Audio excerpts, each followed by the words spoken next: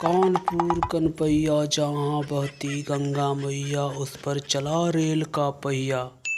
जिस पर नाच करे कन्हैया, चनाचूर गरम चनाचूर गरम बाबू, मलाई मजेदार चनाचूर गरम। अरे चना खा लो चना, 2 रुपया 5 रुपया, 2 रुपया 5 रुपया, जल्दी आओ जल्दी।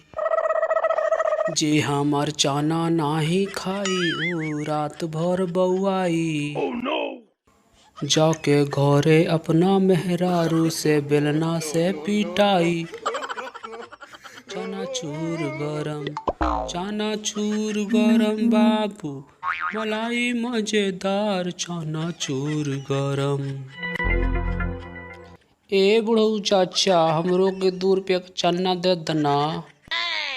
हम तोहर चनवा खा ले तो अपना मेहरारू से ना नु पिटाए, बच जाएम नु।